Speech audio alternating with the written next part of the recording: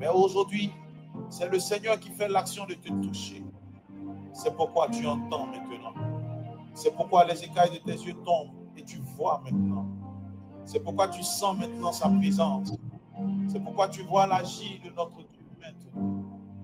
Que Dieu te bénisse. Shalom. Ici présent avec moi, Emmanuel est là.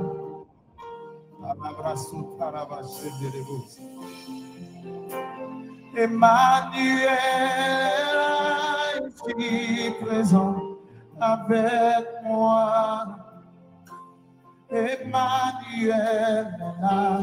Emmanuel, Emmanuel, Emmanuel est là ici présent avec moi. Oh, Emmanuel, Emmanuel. On le fait ensemble. Emmanuel présent avec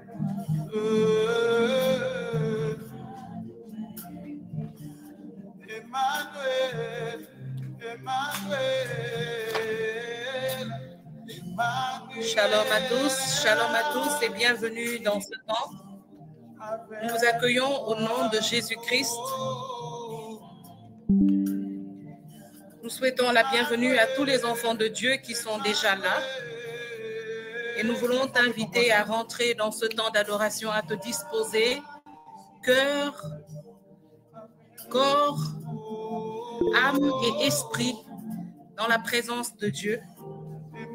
Commence déjà à dire merci au Seigneur pour le don de la vie. Commence à dire merci au Seigneur pour sa présence. Dis-lui, Seigneur, je reconnais ta présence parce que je suis ici en ton nom, Seigneur Jésus.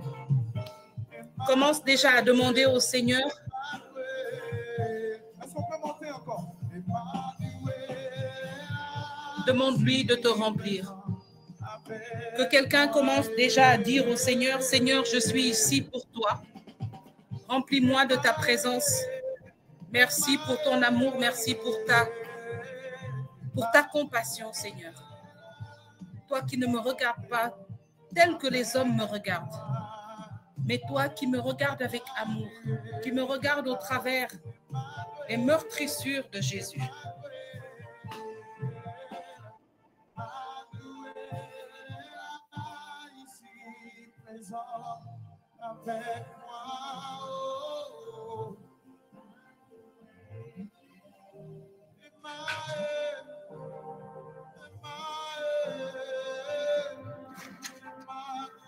Alléluia.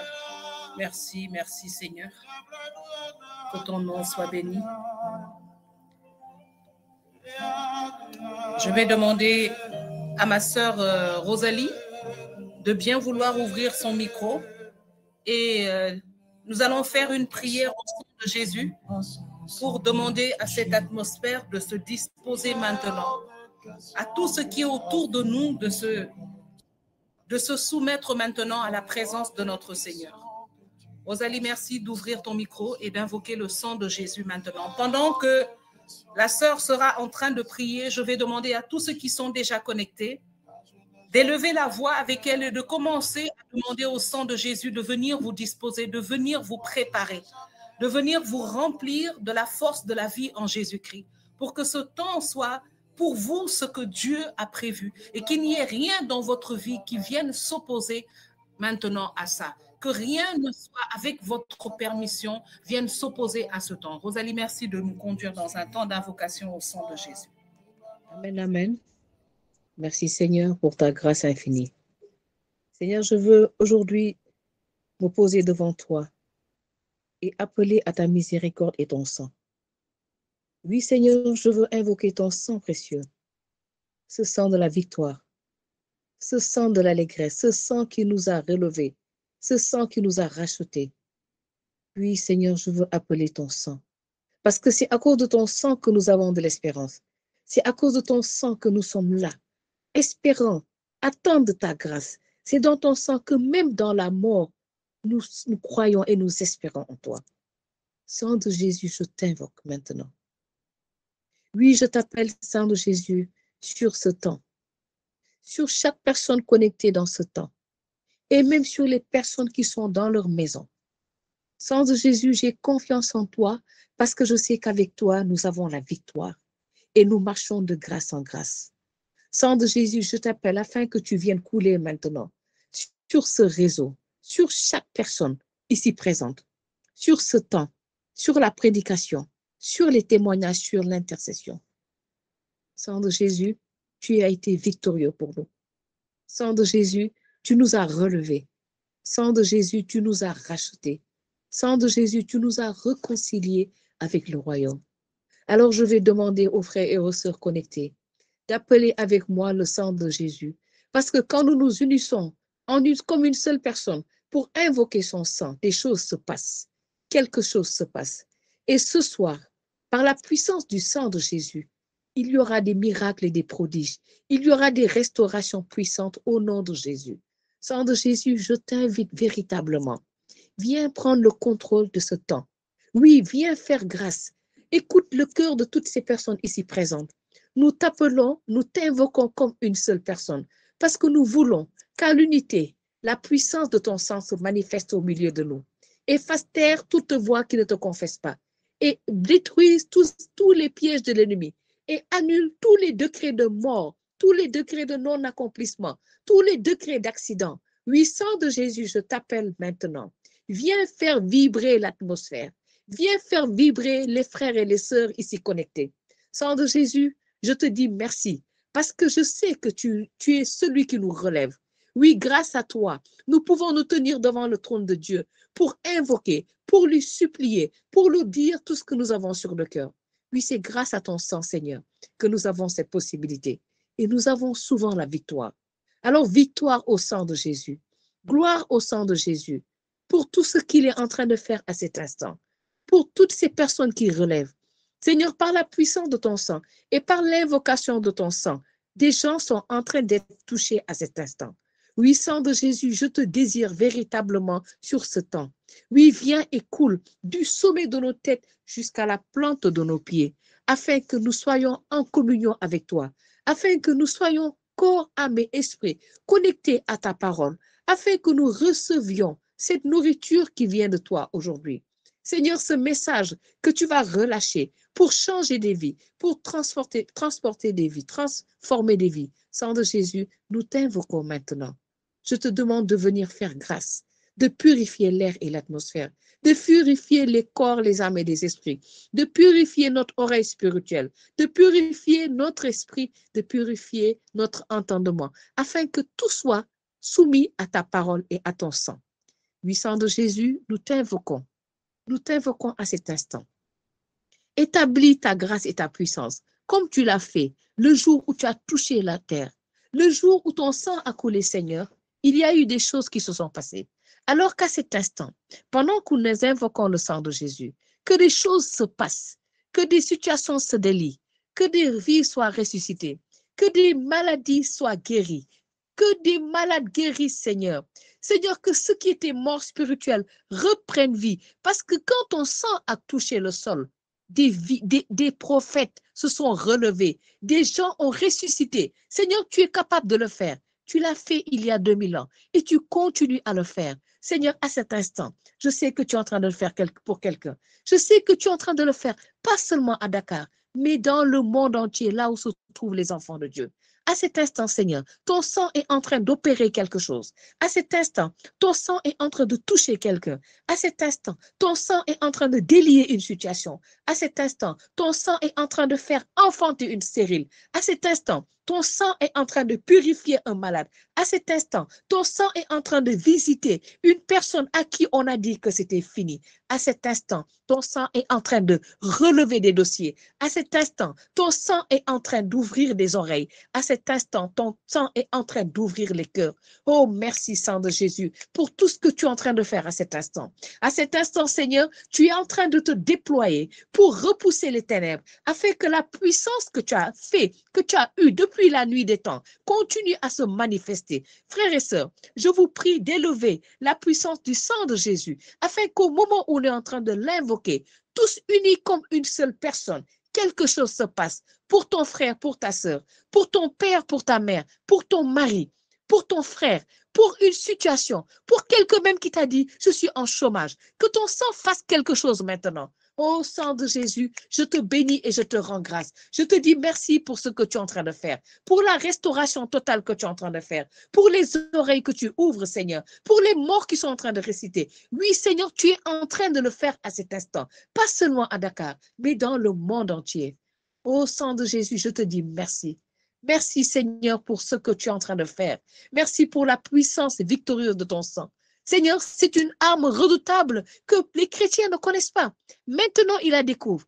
Et pourtant, sa puissance est inexplicable. On n'a pas de mots pour parler de sa puissance, de la puissance victorieuse du sang de Jésus, qui fait toutes choses nouvelles, qui nous réconcilie avec le royaume et qui touche des vies, des corps et des esprits. Oui, Seigneur, je te dis merci. Je te célèbre. Je t'élève en dignité et en sainteté. Et je te rends toute la gloire qui te revient.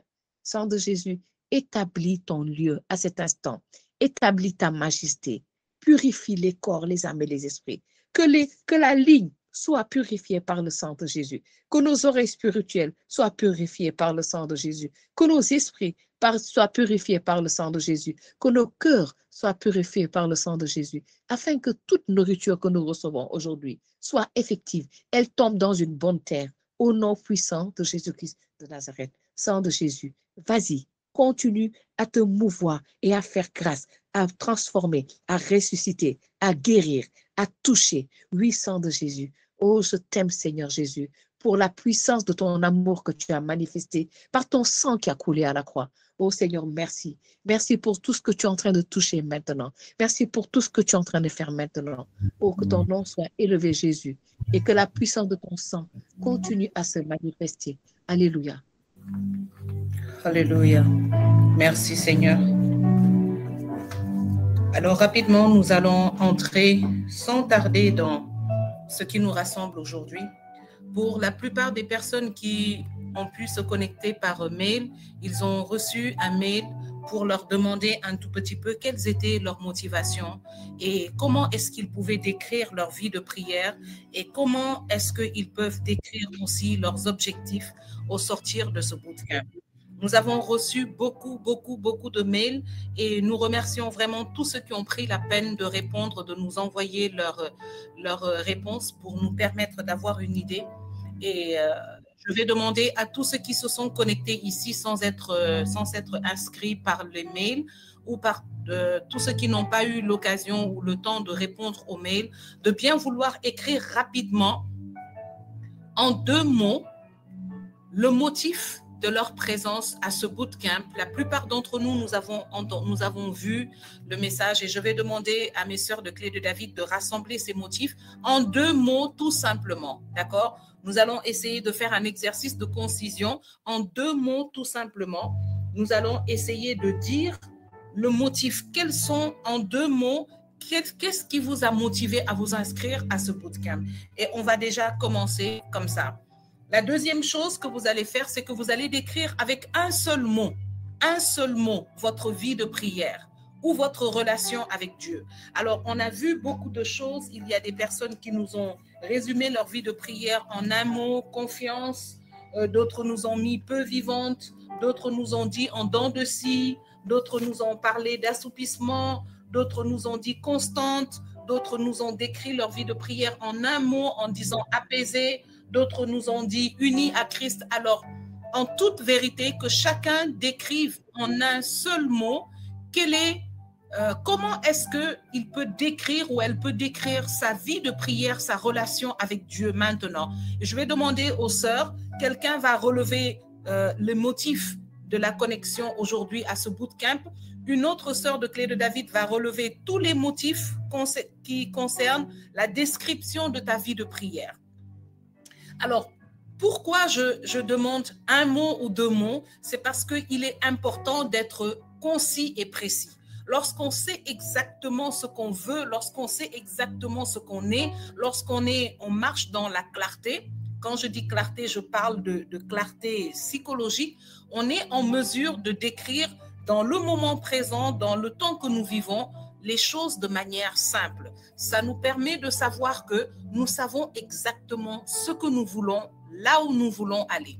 D'accord? Si vous n'arrivez pas à décrire en un mot ou en deux mots votre relation avec Dieu ou les motifs, c'est qu'il y a peut-être en vous un peu de confusion, il y a peut-être de l'anxiété, voilà, des choses qui sont aussi importantes pour vous de connaître avec cette explication que je vous donne.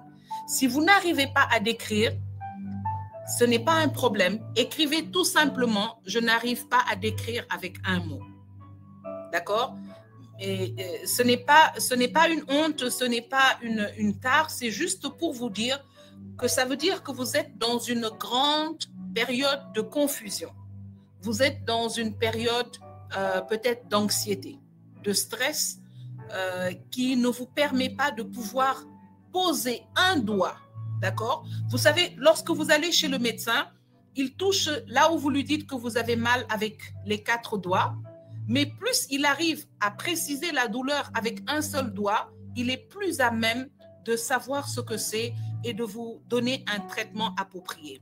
Lorsque vous allez dans une entreprise et que vous voulez quelque chose, même si vous commencez par décrire tout un éventail de choses, le commercial ou l'agent qui sera devant vous doit venir vous emmener à pouvoir pointer une chose, parce que il y a un proverbe qui dit que le voyage le plus long commence par un pas, d'accord? Et c'est cette concision qu'il faut que nous apprenions à avoir, même dans notre vie spirituelle. C'est très important, parce que, comme nous le disons chaque jour, nous prions comme nous sommes. Alors, merci à tous ceux qui vont se prêter à cet exercice. Je répète encore, décrivez en 2 mots les motifs de votre participation à ce bootcamp et décrivez en un mot votre relation avec Dieu ou votre vie de prière en un mot. Et je vais demander aux sœurs de Clé de David de relever les 2 choses de manière différente et de le mettre dans notre chat privé pour que je puisse savoir. Alors tout de suite, je vais déjà prendre tout ce que je suis en train de voir là dans le chat. Je répète encore que je vais commencer par expliquer déjà c'est quoi le bootcamp et l'objectif de ce bootcamp. Alors, un bootcamp, c'est un temps, d'accord, comme vous pouvez l'entendre, c'est un temps où des gens se rassemblent pour une formation, pour un programme intense. L'une des caractéristiques d'un bootcamp, c'est l'intensité. L'intensité de ce que nous allons faire, l'intensité des informations que nous allons recevoir, l'intensité de notre engagement à faire des grandes choses dans un temps pratiquement réduit. Alors, avant même d'aller plus loin, je voudrais que tous ceux qui sont connectés ici me confirment qu'ils sont prêts. Ceux qui n'étaient pas présents là le jeudi passé, qui ne savaient pas qu'ils viennent assister à un bootcamp, on vous dit shalom à ce bootcamp. Vous n'êtes pas ici dans un temps de prière ordinaire, vous êtes dans un bootcamp de prière. Et je voudrais que les 50 personnes qui sont déjà connectées écrivent simplement dans le chat « Je suis prêt » afin que nous nous accordions dans la présence de Dieu et que le Seigneur sache que tous ceux qui sont ici sont là avec le même esprit. Et c'est ce qui donnera de la force à notre prière lorsque nous allons commencer. Alors, un bootcamp, je le répète, c'est un temps, un bootcamp de prière, c'est un rassemblement de prière intense, d'accord, qui va suivre, où il y aura un partage de la parole, il y aura de l'exhortation, il y aura des proclamations. Je peux appeler quelqu'un tout de suite, lui demander d'ouvrir son micro et de lire un passage de la Bible. Demander à une autre personne d'ouvrir son micro et de prier pendant 1 minute. Appeler quelqu'un d'autre et lui demander d'ouvrir son micro et de nous parler de tel verset rapidement en 1 minute. Et il doit respecter, la personne doit se mettre dans les conditions. C'est pourquoi je vais vous demander de vous mettre dans les conditions. Là où vous êtes maintenant, essayez d'être dans un endroit calme. C'est un temps pour vous. Nous n'allons faire qu'1h30. Nous allons respecter le temps et nous allons faire tout ce que le Seigneur nous inspire dans ce temps. D'accord? Et je veux pour ça que vous soyez prêts. Alors, ce bootcamp de prière a un objectif. C'est un bootcamp qui est adressé principalement aux personnes qui ont besoin d'un boost dans leur vie de prière, aux personnes qui ont besoin de grandir dans la confiance en leur prière, aux personnes qui ont vraiment besoin d'entendre quelque chose qui va les réveiller pour qu'ils grandissent, qu'ils entrent et qu'ils s'engagent dans leur vie de prière. C'est un bootcamp qui est réservé à ceux qui sont encore dans le doute, qui doutent de leur prière, qui doutent d'eux-mêmes, qui doutent de la capacité de Dieu d'entendre leurs cris, de voir leur situation, de les sortir. Et même des personnes qui doutent que la prière simplement peut renverser ou transformer des situations. Ce bootcamp est fait pour partager avec toi des points principaux, des points précis de la vie de prière, de la parole de Dieu qui vont t'aider à rentrer pleinement dans cette révélation, à saisir aujourd'hui une occasion de faire un pas, de monter une marche dans ta vie de prière. Je veux que quelqu'un dise à son voisin, montez une marche, parce que il y a une chose, le Seigneur a dit au peuple d'Israël, quand ils étaient en halte, il est venu et il leur a dit, vous avez assez demeuré ici. Levez-vous et avancez. Alléluia. L'objectif, c'est d'avancer. L'objectif, c'est de croître. L'objectif, c'est de grandir. L'objectif n'est pas de s'arrêter à trône de grâce tous les jeudis et à avoir 6 autres jours de la semaine qui sont dominés par les ténèbres, par la paresse, par la peur. L'objectif, c'est d'avancer. Aujourd'hui, le Seigneur vient dire à quelqu'un, tu as assez demeuré dans cet endroit. Lève-toi et avance. Et nous allons, au travers de ce bootcamp, avancer dans notre vie de prière. Est-ce que quelqu'un est prêt à avancer, qu'il dise je veux avancer? Et lorsque tu vas déclarer cela, je prie que le Saint-Esprit vienne maintenant te remplir de toute l'onction et de la volonté divine. Je prie, comme il est dit dans le psaume 51, que l'esprit de bonne volonté vienne te remplir maintenant et te rendre capable de marcher, de pleurer, de crier, de te lever, de chanter, de rire, de louer dans ce temps, mais de sortir de ce temps transformé, pas seulement pour une soirée, mais transformé pour les jours, les mois, les années à venir, au nom puissant de Jésus-Christ de Nazareth. Le Seigneur donne rendez-vous d'une manière spéciale à chaque personne dans ces 7 jeudis, parce que dans chaque jeudi, le Seigneur a une cible, le Seigneur a un objectif qu'il atteindra au nom puissant de Jésus-Christ de Nazareth. Je prie que tu sois la cible de Dieu aujourd'hui pour sa transformation au nom de Jésus-Christ. Je prie pour que tu sois la cible de Dieu aujourd'hui pour un changement au nom puissant de Jésus-Christ de Nazareth. Alléluia.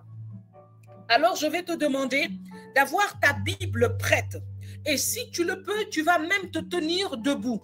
Et là où tu vas te tenir debout maintenant, je vais te demander de commencer par bouger. Je vais te demander de commencer par bouger. Si tu es dans une pièce, si tu es dans un transport et que tu ne peux pas bouger, tu es dans le métro ou tu es dans le train, alors je te demanderai simplement de bouger des pieds ou d'être en train de bouger ta main pour marquer ta communion à ce mouvement. Si tu es chez toi, je vais te demander de commencer par faire des 100 pas, de commencer par faire des mouvements même de sport. Réveille ton corps et que ton corps maintenant donne l'alerte à tout ce qui est en toi, que quelque chose est en train de se passer, qu'il y a un réveil prophétique qui est en train de se préparer. Si tu es déjà dans cette position, j'aimerais que tu tapes simplement Amen. Même si tu as ta machine en main, tiens ta machine en main, tiens-toi debout et commence maintenant à bouger prophétiquement. Commence à bouger prophétiquement. Aujourd'hui, nous allons changer notre vision, notre manière de voir les choses. Tu vas te mettre debout comme quelqu'un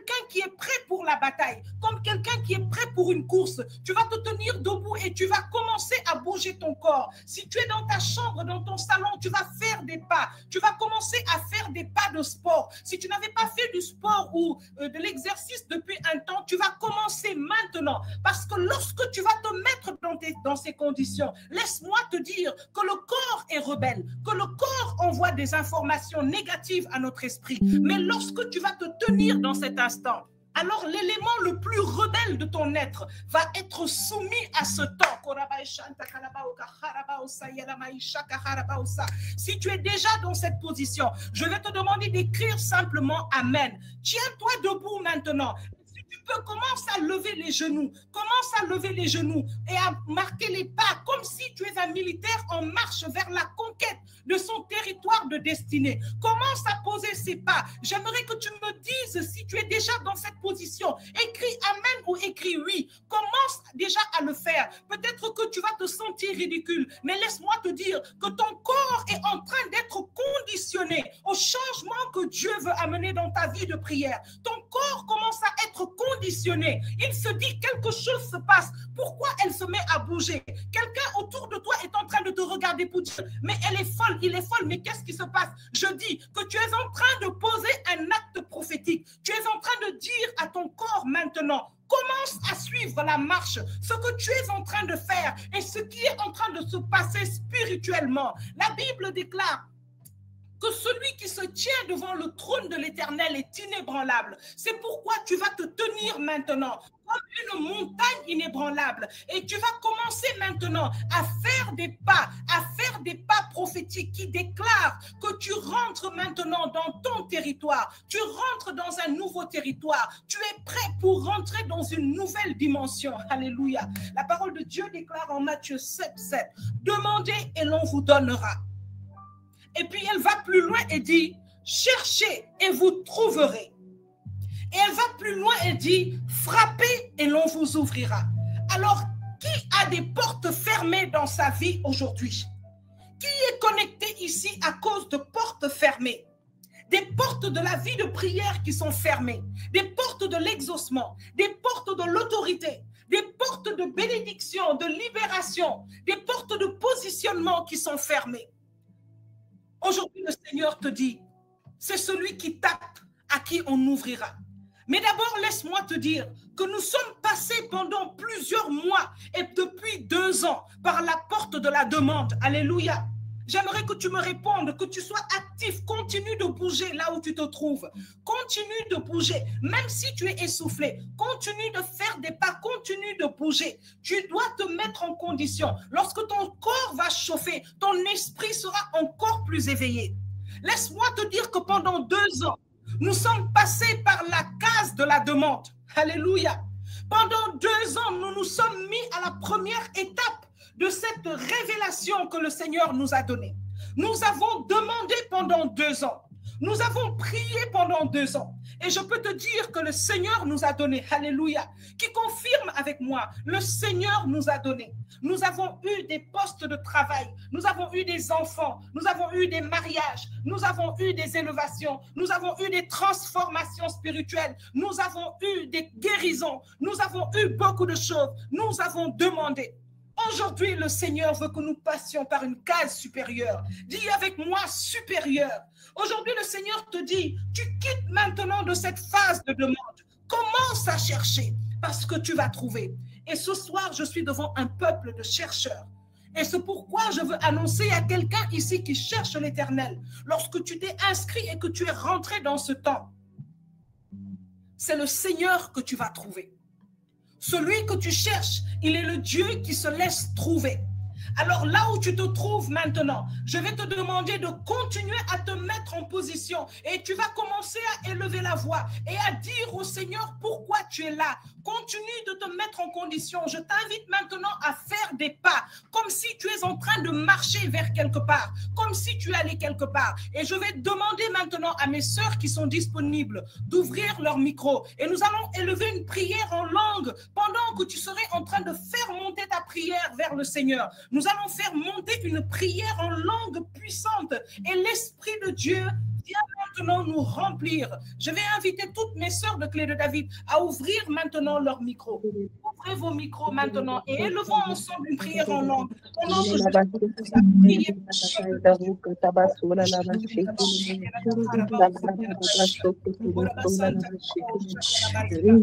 tu te trouves maintenant, je t'invite à continuer pendant que nous sommes en train de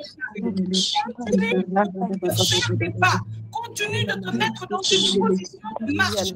Si tu lèves le genou comme si tu es en train de courir, parce que ce soir, tu dois donner une information prophétique à ta vie. Tu dois donner une information prophétique à tes circonstances. Tu dois lui dire, je suis resté trop longtemps couché. Aujourd'hui, je me lève. Tu dois dire aux circonstances de ta vie, je suis restée trop longtemps assise. Ce soir, je me lève. Est-ce que quelqu'un est debout avec moi? Est-ce que quelqu'un est en marche pour sa libération avec moi? Est-ce que quelqu'un est en marche? Est-ce que quelqu'un est debout maintenant pour dire à sa situation, pour dire à sa vie, je suis restée trop longtemps assise. Aujourd'hui, je me lève et je marche vers ma libération. Je marche vers ma destinée. Tu es avec moi. J'aimerais que tu me dises dans le chat. J'aimerais que tu me dises, je suis en marche. Je suis en marche. Je suis en mouvement. Je suis en mouvement. Je suis demeurée trop longtemps assise. Je suis demeurée trop longtemps dans la peur. Je suis demeurée trop longtemps dans l'hésitation. Ce soir, je me lève et je me mets en marche au nom de Jésus-Christ de Nazareth. Sois en marche, sois en marche, sois en marche, sois en marche maintenant. Seigneur, je dois maintenant te présenter.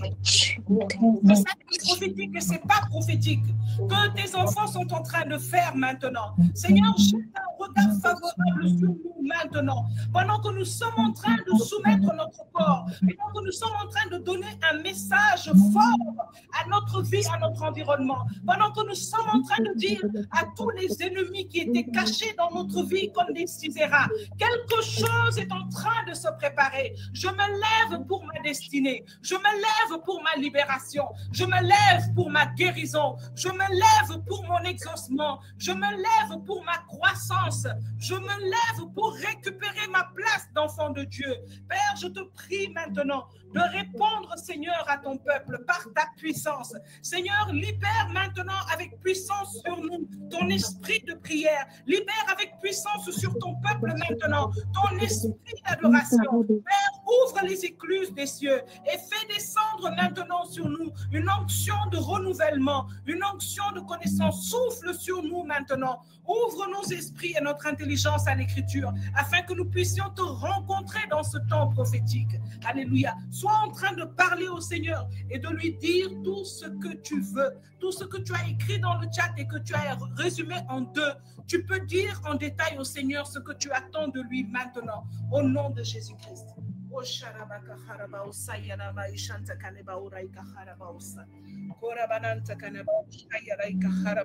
Merci Seigneur.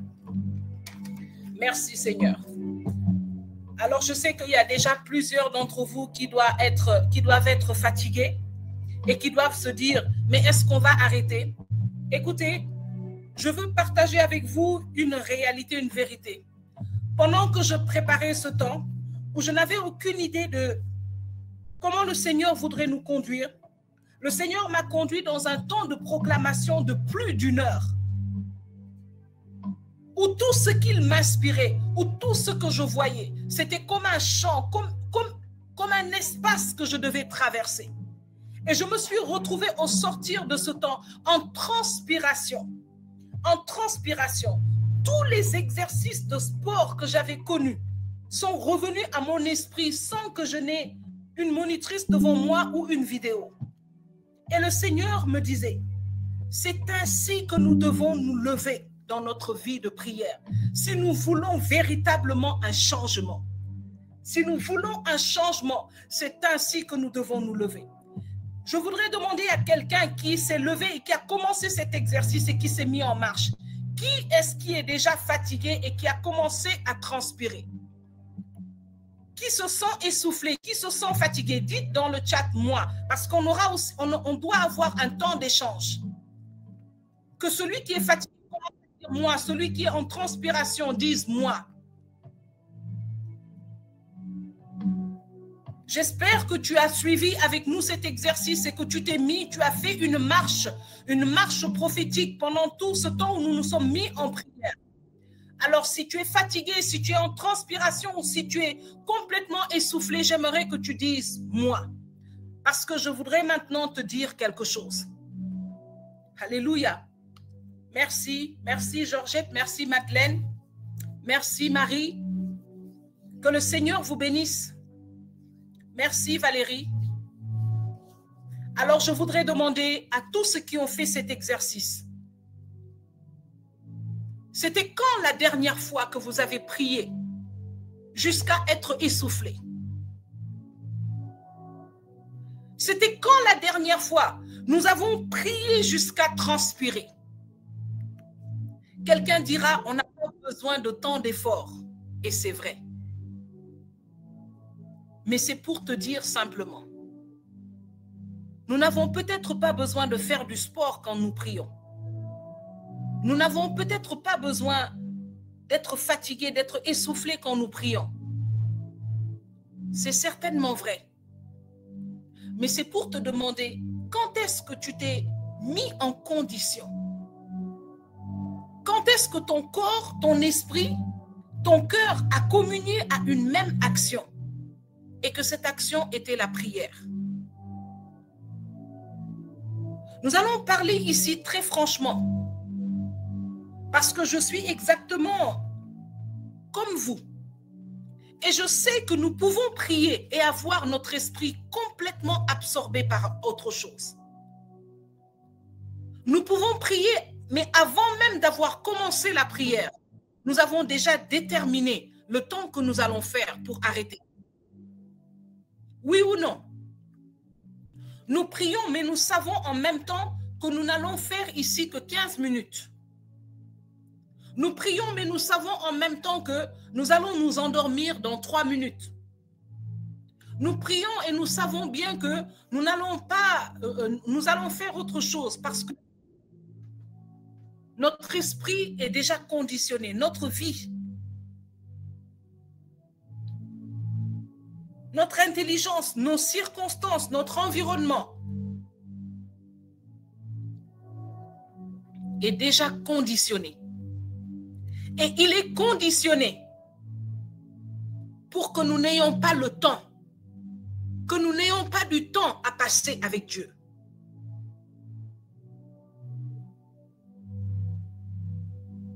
C'était quand la dernière fois que tu t'es mis en prière et que tu es resté dans la présence de Dieu jusqu'à oublier le temps? Ce sont des expériences merveilleuses. Tous ceux qui l'ont vécu au moins une fois savent que ce sont des temps merveilleux. Mais comment est-ce que ça se fait que nous ayons autant de mal, que ce soit quelque chose qui se passe une fois en passant et que nous puissions parler d'intimité? Quelqu'un va dire de manière très spirituelle, nous n'avons pas besoin de crier, de faire des efforts, de transpirer pour prier. Et c'est vrai. Cependant, il y a plein d'autres choses dans la vie qui n'en valent pas la peine. Et pour ces choses, nous transpirons. Pour ces choses, nous sommes essoufflés. Pour ces choses, nous donnons du temps. Qui a dit que lorsque nous allons nous mettons toute une journée à courir en ville pour trouver les bonnes chaussures pour un mariage, on va de boutique en boutique, on décide de se lever à 9 h du matin pour aller au marché, pour aller faire les boutiques. On rentre dans un mall et on se rend compte qu'on est sorti de là que 3 heures de temps après, avec un objectif, celui de trouver une chaussure. Et cette chaussure, qu'est-ce qu'elle va t'apporter? Peut-être 90% des personnes qui seront à ce mariage ne vont pas la remarquer. Cette chaussure ne t'apportera aucune reconnaissance dans le ciel. Elle n'apportera aucune libération à ta vie. Elle n'apportera aucune délivrance à ta vie.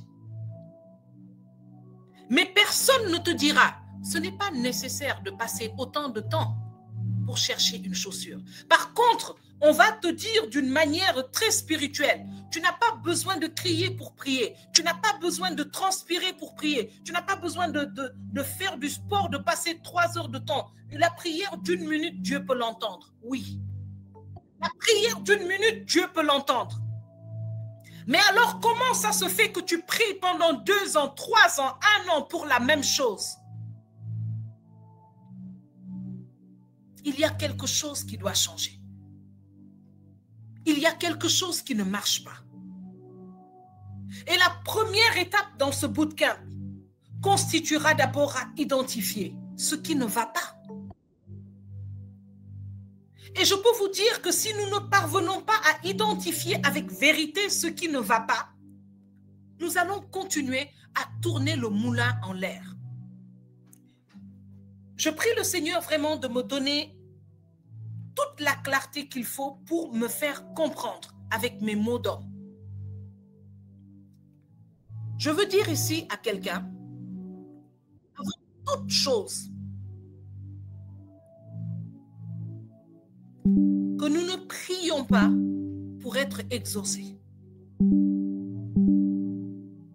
J'ai vu dans plusieurs retours, je ne dirai le nom de personne, parce que si j'ai un retour particulier à faire, je le ferai avec la bergère Regina de manière personnelle aux personnes dans leur mail privé. Je ne dirai pas de nom, mais je vais brosser un peu un certain nombre de choses et ce que le Seigneur a mis avec compassion dans mon cœur pour notre temps d'aujourd'hui. J'ai vu dans beaucoup de retours quelles sont vos motivations. Pourquoi vous vous êtes connectés aujourd'hui?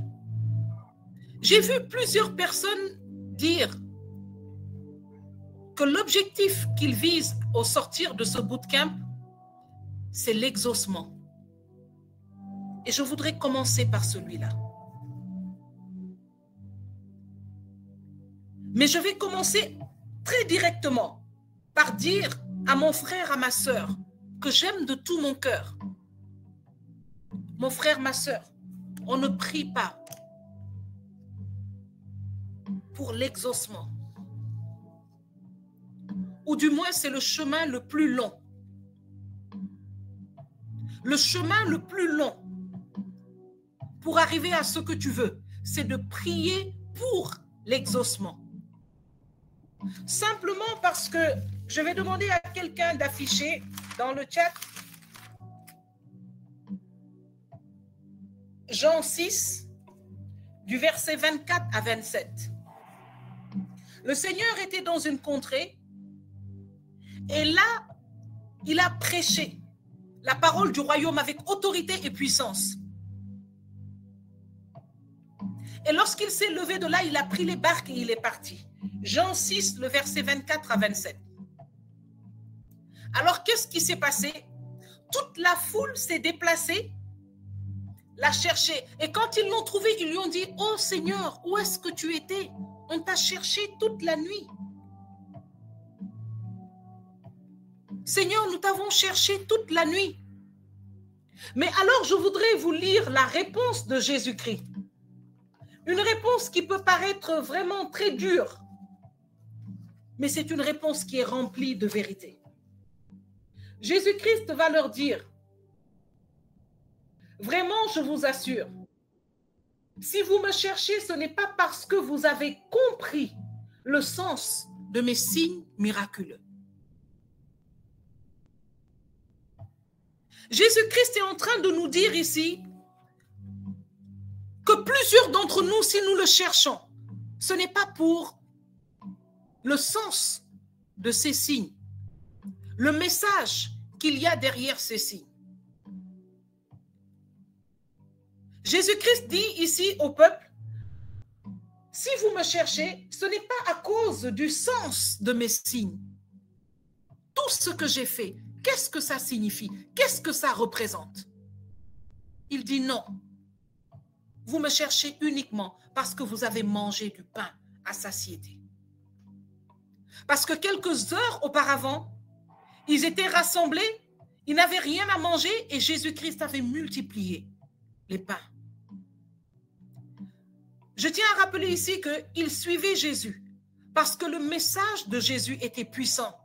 Il était puissant d'abord dans l'âme. Sinon, ils ne le suivraient pas. Lorsqu'ils écoutaient Jésus, il y avait un feu qui était allumé en eux, un feu qui leur faisait du bien. Et c'est pour ce bien qu'ils étaient prêts à traverser les montagnes, les villes, pour rechercher Jésus et l'écouter. Parce qu'il y avait une guérison intérieure de leur être qui se passait lorsqu'ils entendaient les paroles de cet homme de 33 ans. Mais en plus d'être touchés, d'être soulagés, d'être bénis intérieurement, il avait la capacité de deviner leurs besoins, de deviner leurs manques, de leur donner à manger, de leur donner ce dont ils avaient besoin. Et même ceux qui n'avaient pas mangé le pain, même ceux qui n'avaient pas vu les miracles, avaient entendu et voulaient en faire partie. Alors Jésus-Christ va leur dire, vous êtes venus parce que vous avez vu que quand je parle, il y a quelque chose de bien qui se passe en vous. Vous êtes venus parce que vous avez eu faim, vous m'avez vu faire de grands miracles avec des pains et du poisson. Vous n'êtes pas venus parce que vous comprenez ce que je suis en train de faire ou de dire.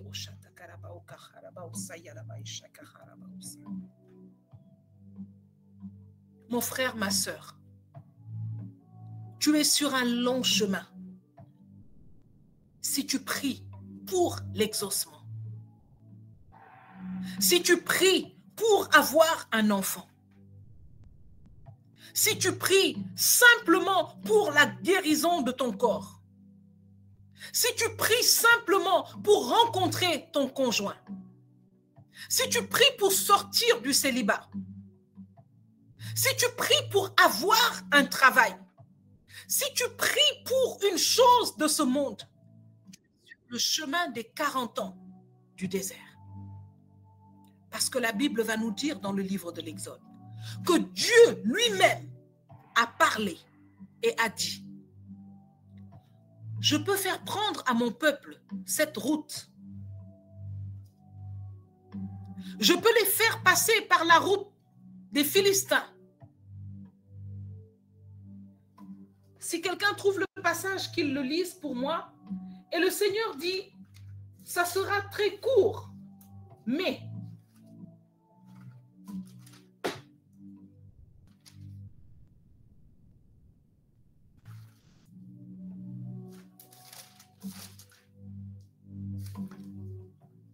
si quelqu'un trouve ce passage, qu'il le lise.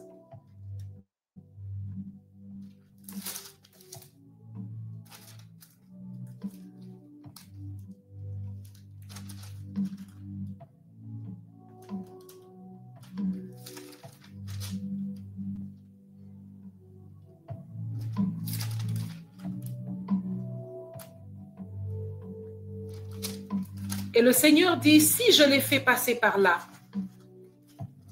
ils vont rencontrer des Philistins et ils vont retourner en Égypte. Pourquoi? Parce que le Seigneur sait que son peuple a duré dans la servitude. Et cette servitude, qu'est-ce qu'elle a fait? Cette servitude a rempli leur esprit de mauvais systèmes. Cette servitude leur a fait penser qu'ils étaient des esclaves.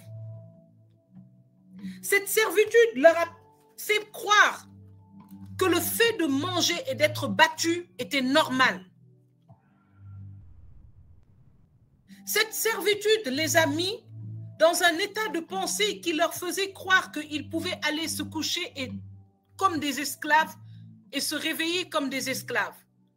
Voir leurs enfants naître et mourir en tant qu'esclaves. Cette servitude avait tué toute forme d'espérance, toute forme d'humanité, toute forme d'autorité. Cette servitude avait tué la puissance de l'alliance. Et le Seigneur a dû les faire passer par un chemin de formation. Les 40 ans du désert n'étaient rien d'autre qu'un chemin de formation. Un chemin pour reconquérir l'esprit et l'âme de ce peuple pour le refaçonner, pour le reprogrammer. Nous avons besoin de cette reprogrammation. Et comprendre que tant que nous prions pour une chose de cette terre, nous pouvons l'obtenir, mais nous prierons encore pour cette chose de cette terre. Parce que la parole de Dieu déclare que tout ce qui est sur cette terre est temporaire. Il n'y a que ce qui vient du ciel qui reste pour l'éternité. Dans Jean 6, le Seigneur dira à ce peuple, « Pourquoi vous me cherchez parce que vous voulez avoir du pain? Cherchez la nourriture qui se garde pour l'éternité. » Tout ce que vous cherchez pour cette terre ici, Jean 6, 24, 27 vous dit que ça restera, ça finira sur cette terre. Jean 8 dit, le Seigneur dit, si jamais vous avez soif, venez à moi, je vous donnerai l'eau vive.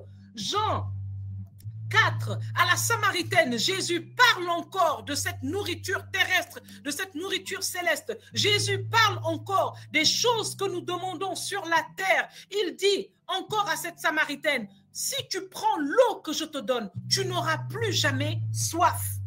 Mais cette eau que tu viens chercher à ce puits, ce fameux puits de Jacob, tu auras toujours soif. Voilà l'un des secrets que le Seigneur nous donne dans ce temps. Recherchez les choses d'en haut. Recherchez la source et non les ressources. Parce que c'est une source intarissable. C'est lui qui nous l'a dit, une source intarissable. Maintenant, je veux demander à quelqu'un, est-ce que c'est vraiment Jésus que tu cherches? Est-ce que c'est vraiment Dieu que tu cherches? Est-ce que c'est vraiment parce que tu l'aimes? Est-ce que c'est vraiment parce que tu veux marcher uniquement avec lui? Est-ce que tu es prêt à tout laisser? Est-ce que si on te disait aujourd'hui, Jésus ou ce visa, tu choisirais Jésus? Est-ce que si on te disait aujourd'hui, Jésus et reste célibataire, tu le ferais? Est-ce que si on te disait aujourd'hui, Jésus et tu restes sans enfant, tu le ferais? Est-ce que si on te disait Jésus et tu n'auras pas cela, ce n'est pas que tu ne l'auras pas, mais c'est juste une manière de t'aider toi-même à entrer en toi et à mesurer aujourd'hui ce pourquoi tu cherches le Seigneur. Je ne suis pas en train de reprocher quelqu'un. Je suis en train de marcher avec vous dans un temps d'introspection sans lequel nous ne pouvons pas marcher dans cette transformation. Sans introspection, il ne peut pas y avoir de transformation. Tout comme il ne peut pas y avoir de gloire sans croix. Il faut que la chair meure pour que l'esprit puisse se manifester puissamment.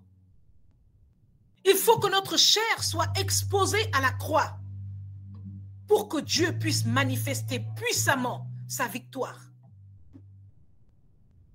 Et malheureusement, trop de fois, nous avons tendance à cacher nos œuvres de la chair, comme Sisera est allé se cacher sous la couverture de Yaël.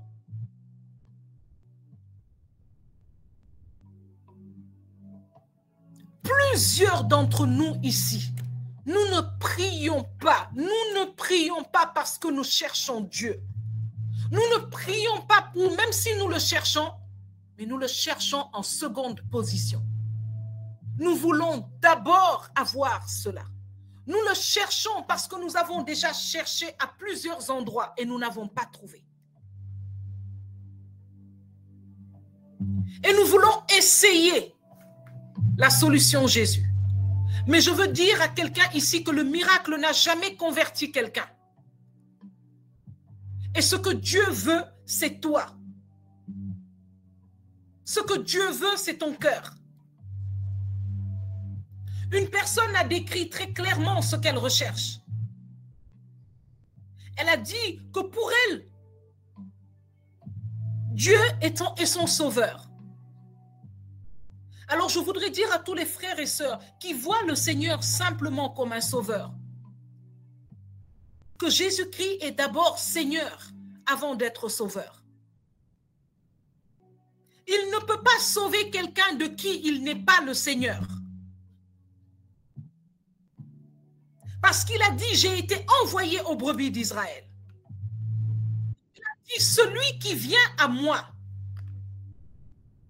Il a dit, si tu entends ma voix, ouvre la porte. Il y a une action qui vient de toi. Alors Jésus-Christ ne peut pas être le sauveur de quelqu'un s'il n'est pas son Seigneur. Et qu'est-ce que ça signifie, Seigneur? Ça veut dire que Jésus-Christ règne. Il est celui qui décide dans ta vie. Il est celui par qui et pour qui tu agis.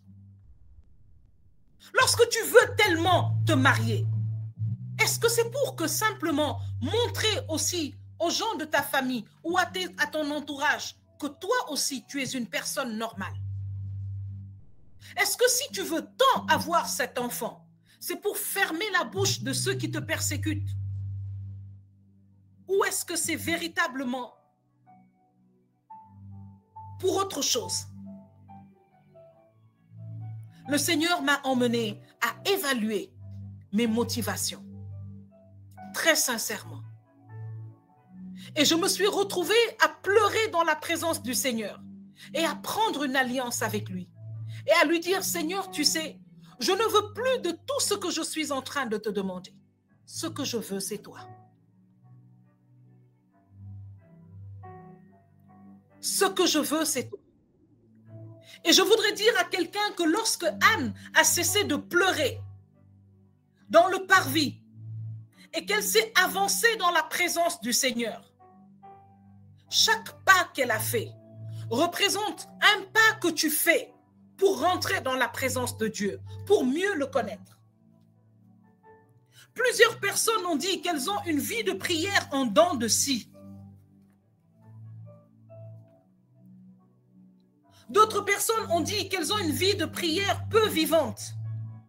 D'autres ont dit qu'elles ont une vie de prière inconstante, irrégulière. D'autres ont parlé d'assoupissement.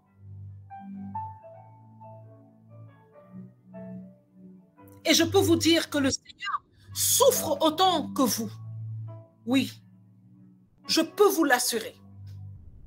Le Seigneur souffre autant que vous de cet éloignement. Si tu es là ce soir et que tu es en train de m'écouter, sache que ce soir, le cœur de Dieu est dans le même état que ton cœur. Lui aussi, lorsqu'on lui demande à ton sujet ce qui lui fait mal, il dit les mêmes mots que toi. Il dit, ce qui me fait mal, c'est qu'il y a de l'assoupissement dans notre relation. Ce qui me fait mal, c'est que nos relations sont en dents de scie. Et je peux te dire que le cœur de Dieu pleure lorsqu'il dit cela.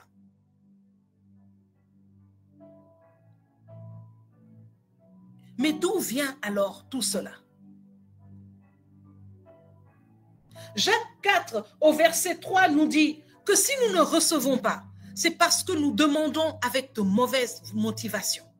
Ce que nous demandons, nous voulons que ce soit pour régler nos propres problèmes. Nous voulons Dieu parce que nous voulons être exaucés à chaque chose. Et lorsque nous ne serons pas exaucés, ça ne marchera pas. Notre relation va tomber. Le découragement va prendre le dessus.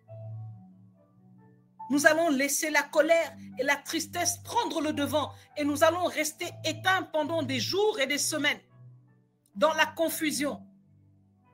Le Seigneur ne nous exauce pas par moments parce qu'il sait qu'il y a quelqu'un ici que si je t'exauce aujourd'hui, dans une semaine, je ne te verrai plus, je ne t'entendrai plus, je ne te recevrai plus dans ma présence. Le Seigneur aime tellement ta présence que tu as l'impression qu'il n'écoute pas ta prière, mais c'est parce qu'il veut que tu restes dans sa présence. Parce qu'il voit que cette situation t'a emmené à lui. Est-ce que quelqu'un se reconnaît ici? Le Seigneur voit que cette épreuve t'a rapproché de lui.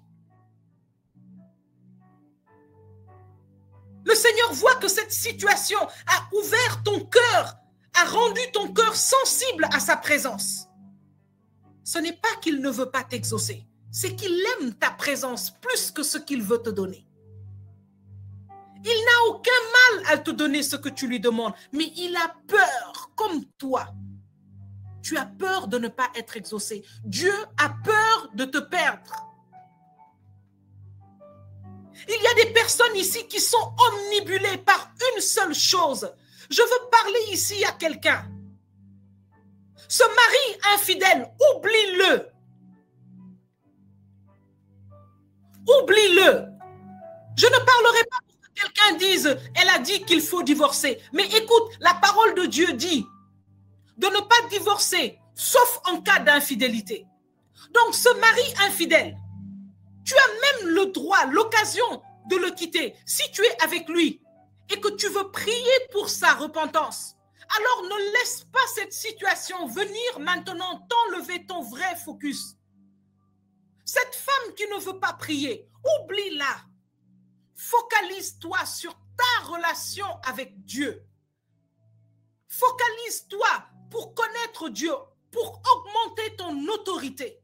Parce que l'esprit d'infidélité, l'esprit de perversion, l'esprit mauvais, tu ne peux pas le chasser tant que tu n'as pas d'autorité. Et tu n'as pas d'autorité parce qu'au lieu de prier pour aller à la source, tu pries pour avoir des ressources. Mais ces ressources ne sont pas celles qui vont changer la situation. Ce qui va changer la situation, c'est la source en toi, vivante. Jésus-Christ te dit, oublie maintenant cet homme, viens vers moi. Remplis-toi de cette eau qui va te remplir d'autorité. Ce travail que tu cherches et que tu n'as pas, ce visa que tu cherches que tu n'as pas, cet enfant que tu cherches que tu n'as pas, cette guérison que tu demandes et que tu ne vois pas, oublie-la. Maintenant, je vais t'inviter avec moi. Tu vas élever la voix et tu vas te tenir debout encore. Et tu vas déclarer ceci. Tu vas appeler ta situation. Et tu vas lui dire, à partir d'aujourd'hui, tu ne règnes plus dans mon esprit. Élève la voix maintenant, là où tu te trouves. Et commence à déclarer, tu ne règnes plus dans ma vie. Tu n'es plus mon focus. Tu n'es plus le centre de mes prières. Alléluia.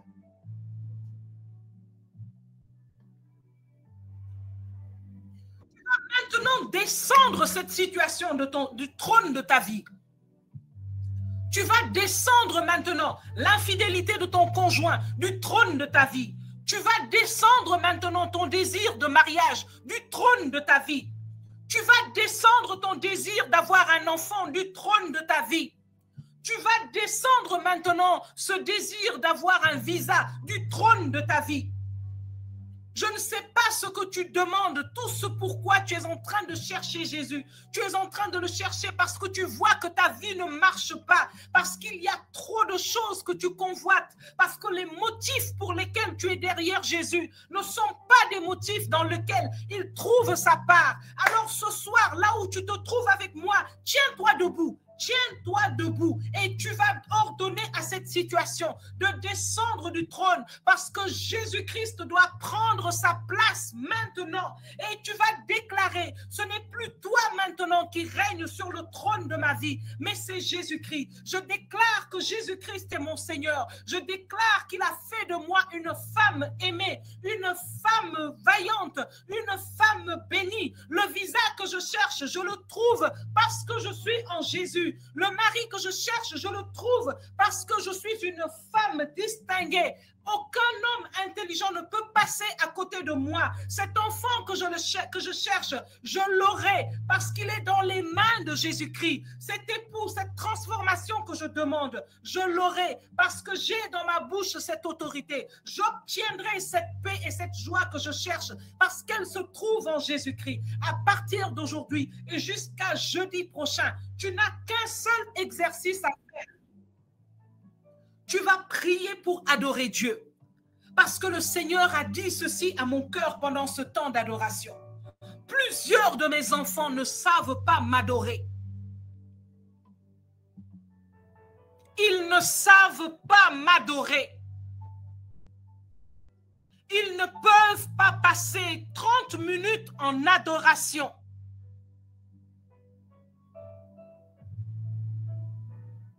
Ils ne peuvent pas parce qu'ils ne me connaissent pas. Quand je dis à quelqu'un « adore le Seigneur », il va commencer par dire « Seigneur, merci pour la nuit que tu m'as donnée. Seigneur, merci pour mon travail. Seigneur, merci pour mon mari. Seigneur, merci pour mes enfants. » Ça, c'est une louange, c'est très bien. Mais ce n'est pas de l'adoration. Le Seigneur dit « Ils ne savent pas m'adorer parce qu'ils ne savent pas qui je suis. » Ils me connaissent par rapport à ce que je leur donne. Mais à un moment donné, j'arrête de donner parce que ce que je veux, c'est me donner à eux. Est-ce que le Seigneur est en train de parler à l'oreille de quelqu'un ici ce soir? Est-ce que tu sais qui est le Dieu de gloire et de puissance, celui qu'on appelle l'Éternel des armées? Celui qui est debout dans ce temps, qui fait trembler le monde des ténèbres parce que tu es dans sa présence. C'est un Dieu qui te donne, mais c'est un Dieu qui avant tout est. Il est. Il a dit, je suis. J'étais et je serai éternellement. Le Seigneur ne veut pas que nous le reconnaissions par ce qu'il nous donne seulement. Il veut que nous le reconnaissions par ce qu'il est. Alors ce soir, pendant que je suis en train de te parler, tu te tiens debout et tu vas élever maintenant la voix à haute voix et tu vas commencer par lui dire, Seigneur, je te demande pardon pour mon ingratitude. Je te demande pardon pour mon système de pensée erroné. Et pendant que tu serais en train de prier, pendant que tu serais en train de pleurer dans la présence de Dieu, tu vas élever la voix et tu vas lui dire, Seigneur, viens restaurer, viens réparer, viens remettre à sa place tout ce qui en moi, Seigneur, ne marche pas, n'est pas conforme à ce que je devrais connaître. Viens rétablir, Seigneur, la connaissance de ta personne dans mon esprit.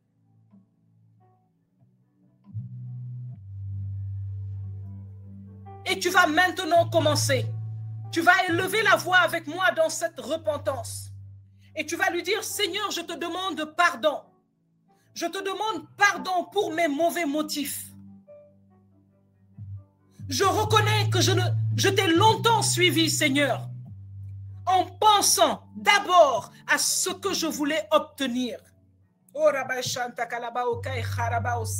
Quelque chose est en train de se passer. Quelque chose est en train de se passer. Je déclare quelque chose est en train de se passer.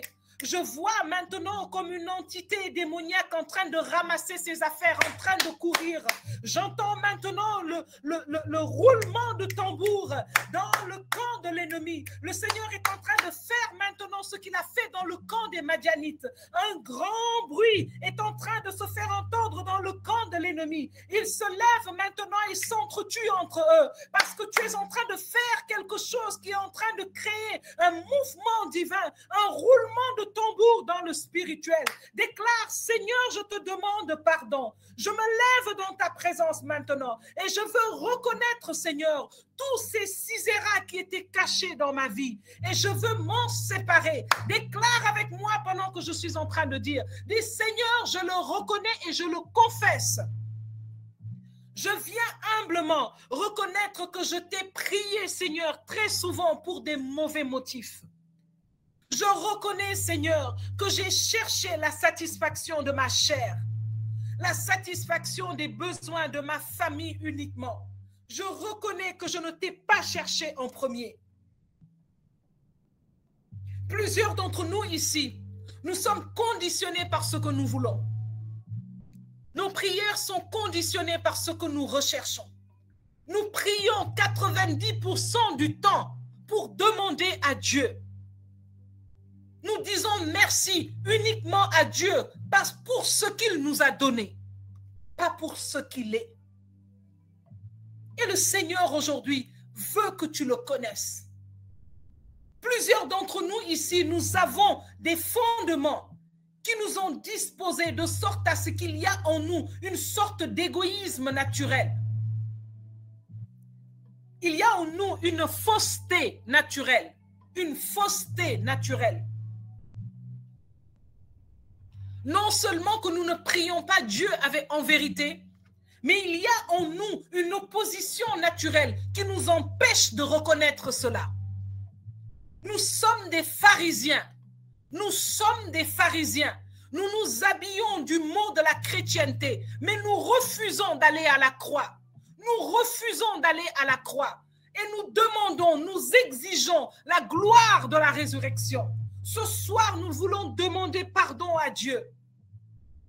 Nous voulons demander pardon à Dieu pour toutes ces choses qui ont été faites depuis nos ancêtres jusqu'à notre vie et qui ont créé dans notre vie cette attitude naturelle d'égoïsme, de fausseté.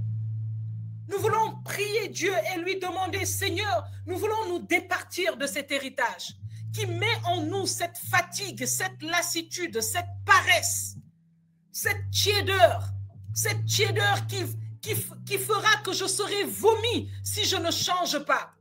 Je veux chasser cette tiédeur de ma vie. J'espère que tu es en train de prier avec moi. Je chasse maintenant cette paresse de ma vie. Plusieurs personnes ont écrit pour dire, il y a de l'assoupissement, ma vie de prière est peu vivante. Alors, que veux-tu aujourd'hui? La Bible déclare, la mesure avec laquelle tu te sers est celle qui sera utilisée pour toi. Alors aujourd'hui, devant Dieu, reconnais que si je suis dans cet état dans ma vie, c'est parce que je t'ai peu donné. La parole de Dieu déclare, celui qui a beaucoup aimé donnera beaucoup. Si je dis à quelqu'un ici, tu n'aimes pas assez le Seigneur, tu n'aimes pas assez Dieu. Si je dis, Geneviève, tu n'aimes pas assez le Seigneur, je vais dire, non Seigneur, comment tu peux me dire ça? Regarde tout ce que je fais. Mais la Bible dit, celui qui aime beaucoup donnera beaucoup. Aujourd'hui, reconnais devant le Seigneur. Dis-lui, Seigneur, je reconnais que je ne t'ai pas aimé assez. Je ne t'ai pas aimé assez. Et la vérité, c'est que j'aime mon travail. Parce que même quand je suis fatiguée, je vais au travail. Mais quand je suis fatiguée, je ne prie pas. La vérité est que j'aime mon sommeil plus que toi. Parce que quand j'ai sommeil, je préfère dormir que de prier. La vérité est que je préfère mon argent à toi. Parce que lorsque je n'oublie aucun mail, aucune chose qui peut mettre en danger mes revenus. Mais j'oublie de te prier. La vérité est que Seigneur, je ne t'aime pas assez. Parce que ce que je peux faire pour moi, pour mes enfants, pour ma famille, pour mes amis, je ne le fais pas pour toi. La vérité est que Seigneur, je ne t'aime pas assez et je veux te demander pardon. Je peux passer toute une nuit dans un mariage à servir, à faire des allers-retours sur des talons, rentrer chez moi, avoir mal au corps pendant 3 jours. Mais je suis incapable de rester toute une nuit, de prendre des dispositions depuis le matin, de m'organiser comme je m'organise pour aller à un mariage, pour pouvoir rester avec toi. Il y avait un temps, j'organisais des veillées de saison dans ma maison au Sénégal. Et quand je devais faire ces veillées des saisons, je descendais le vendredi à midi, je faisais manger les enfants, je les mettais au lit, je dormais à partir de 16h jusqu'à 22h. Je prenais une douche à partir de 22h30. Je faisais du sport à partir de 21h. Je me mettais en condition pour rester éveillé jusqu'à 7h du matin. Mais je vais vous le dire, il y a des personnes qui venaient et qui commençaient à dormir à partir de 2h. Elles ne pouvaient pas tenir. Elles ne pouvaient pas tenir. Et un jour, le Seigneur m'a demandé de dire à ces personnes, si véritablement tu veux rester dans ce temps jusqu'au matin, prépare-le depuis le matin. Quand tu as une soirée, un séminaire, tu te prépares depuis des jours.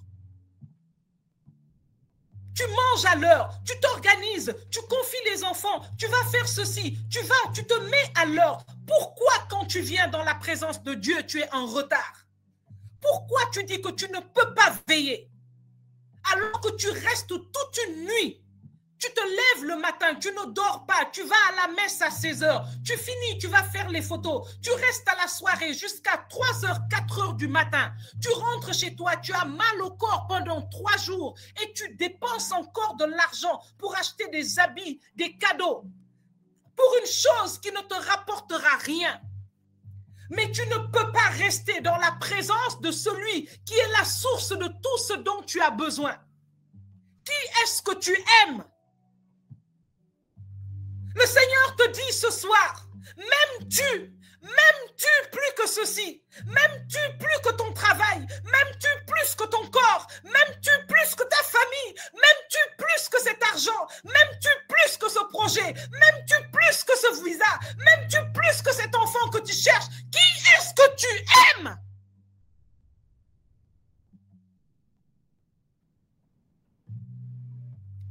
Là où tu te trouves maintenant, dans la présence de Dieu, dis-lui simplement ceci.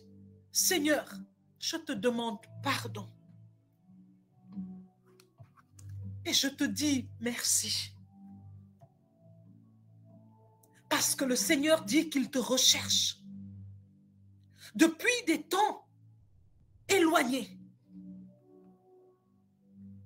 Et il dit que cet amour, il l'a manifesté. Parce qu'avant même que tu ne t'en rendes compte, il a donné son fils à la croix pour toi. En espérant qu'un jour, tu entendras et tu répondras à ce message.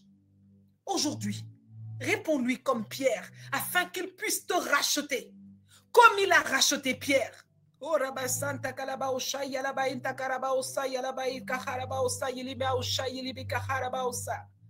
Dis-lui, Seigneur, je t'aime, et tu le sais. Dis-lui, Seigneur, je t'aime, et tu le sais. Seigneur, je t'aime, et tu le sais.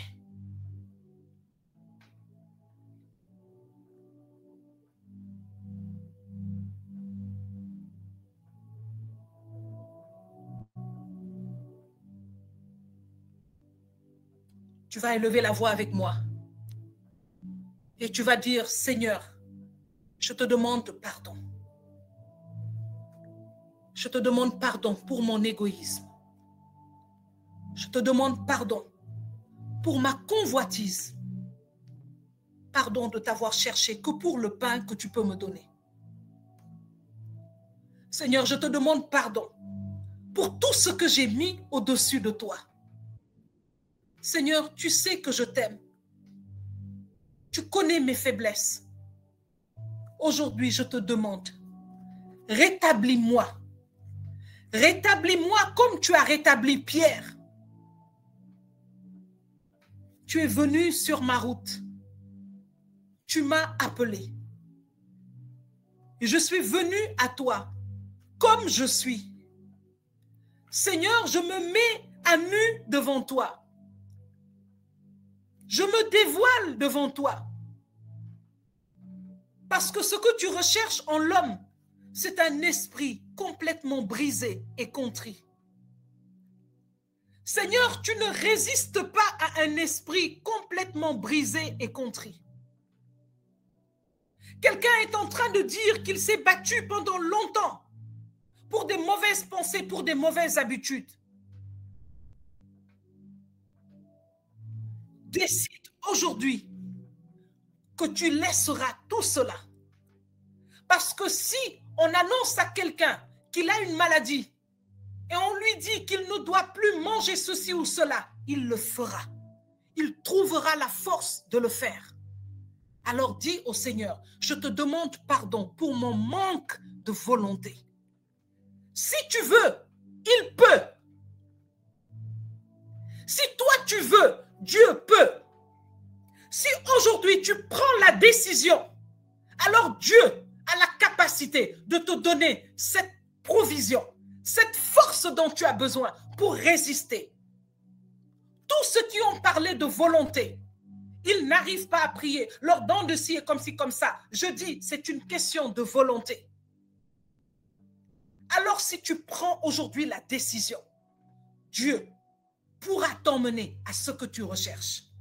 Personne d'autre, ni clé de David, ni aucune prière ne peuvent emmener en toi quelle transformation que ce soit, parce que l'esprit qui est en moi est l'esprit qui est en toi. L'esprit qui est en toi est l'esprit qui est en ton frère et à ta sœur connectés.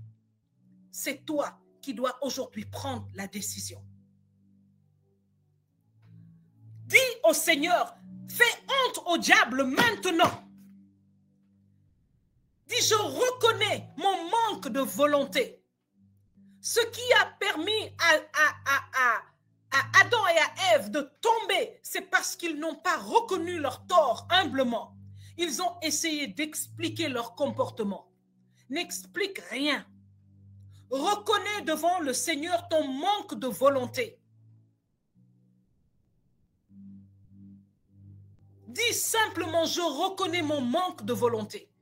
Qui a été malade ici du Covid tout dernièrement ou d'autres maladies et à qui on a dit prends ce médicament pour aller mieux et qu'il a oublié et qu'il n'avait pas envie de le faire? Personne. Sache que cette vie physique que tu es en train de protéger ne restera pas longtemps, même si elle fait 100 ans.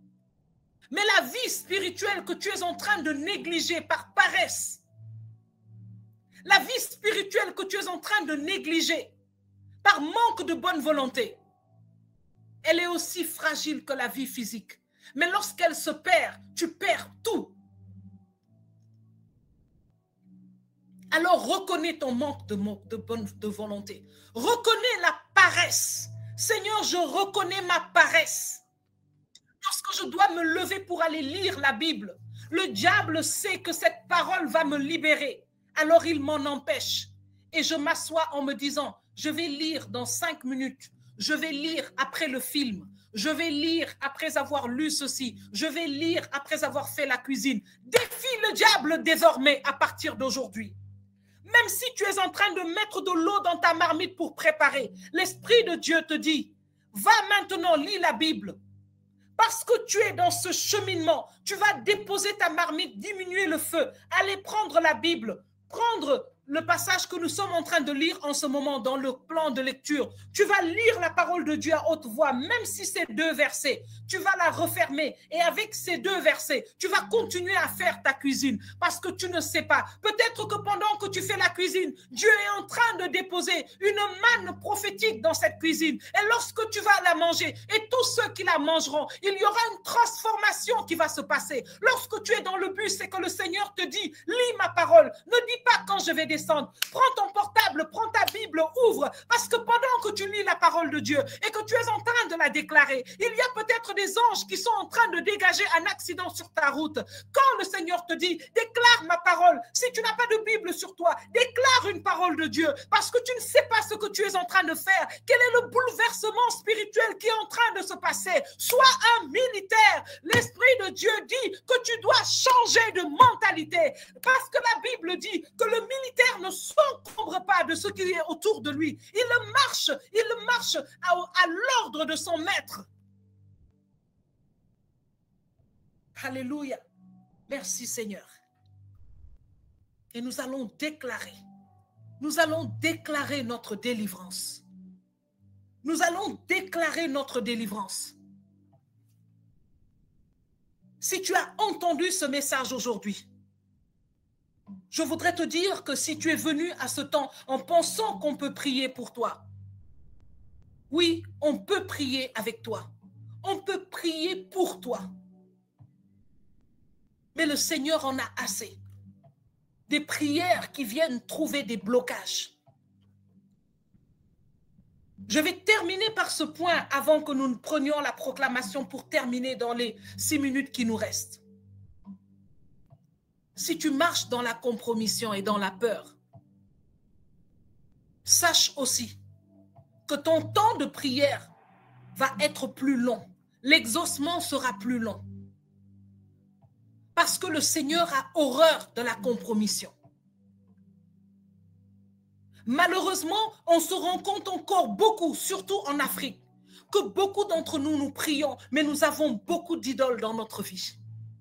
Nous n'osons pas dire non à nos parents, nous n'osons pas dire non à nos conjoints, parce que ce sont encore des idolâtres.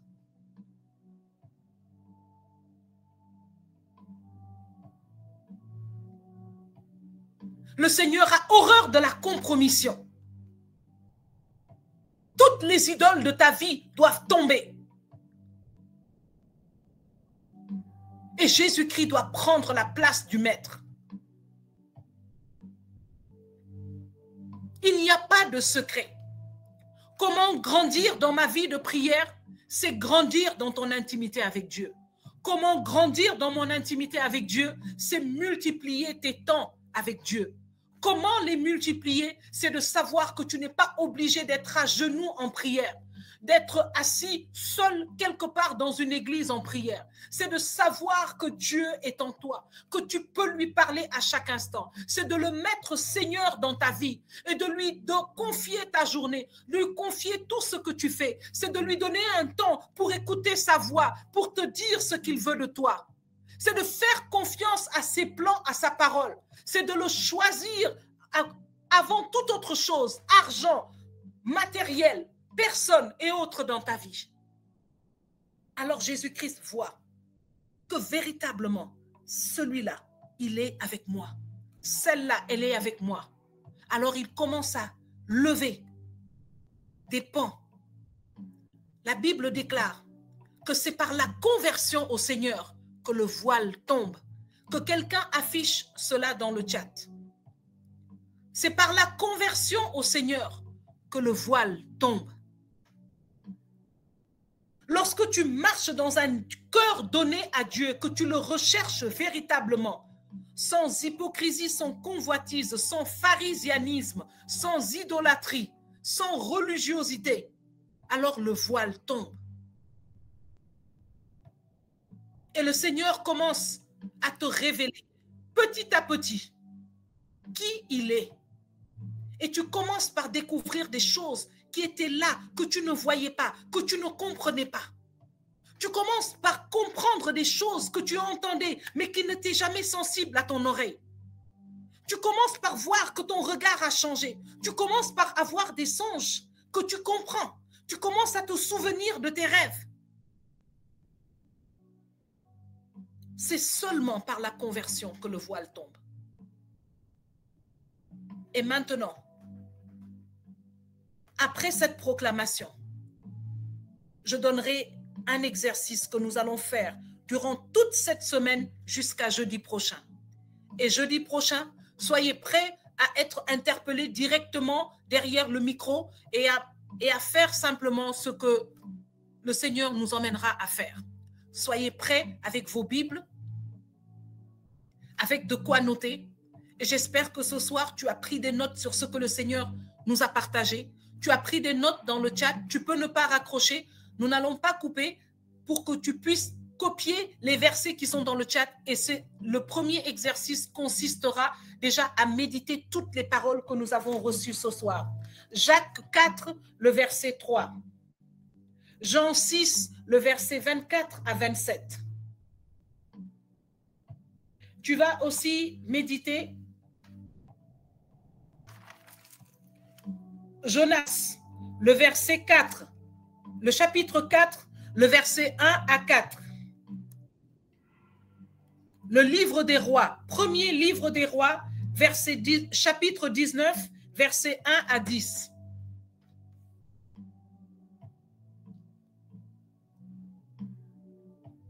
Galates 5, le verset 16. Tous ces points, tu vas les méditer durant toute cette semaine et laisser l'Esprit de Dieu au travers de sa parole te parler. Médite ces versets. Écris à côté dans ta Bible ou dans un cahier si tu en as tout ce que l'Esprit de Dieu te dira parce que l'Esprit de Dieu va te parler.